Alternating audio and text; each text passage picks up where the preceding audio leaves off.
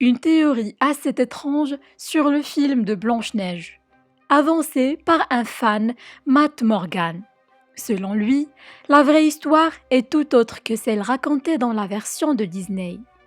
Le prince du conte ne serait pas un prince, mais serait en réalité l'ange de la mort. Il commence en expliquant que la première fois que le prince apparaît dans le film, Blanche-Neige est en train de chanter près d'un puits, sans faire attention où elle met les pieds.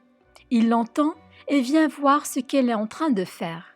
Selon l'auteur de la théorie, il serait en réalité venu voir si elle allait tomber dans le puits.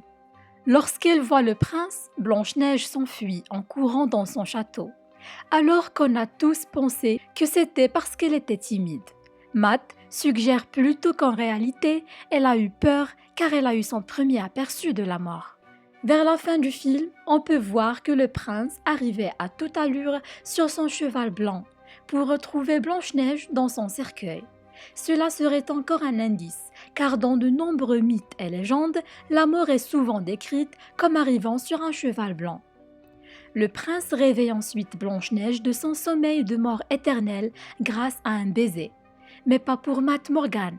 Pour lui, à la place de sauver sa bien-aimée, le prince lui a en réalité donné le baiser de la mort, en lui volant son oxygène. Lorsque Blanche-Neige se réveille, elle n'est pas ressuscitée, mais à la place, son âme se réveille pour se préparer à dire adieu. Elle embrasse chaque nain et leur dit au revoir avant de s'en aller à cheval avec le prince. En re-regardant cette scène du film à l'âge adulte, on remarque que les amoureux montent sur une colline et contemplent le coucher du soleil, avec le château en arrière-plan. Même si cela paraît très romantique, le château entouré de lumière chaude serait une métaphore du paradis. Selon la théorie, Blanche-Neige et son prince ne vécurent pas heureux jusqu'à la fin des temps. Mais en réalité, le prince l'emmène vers sa mort après avoir été empoisonné.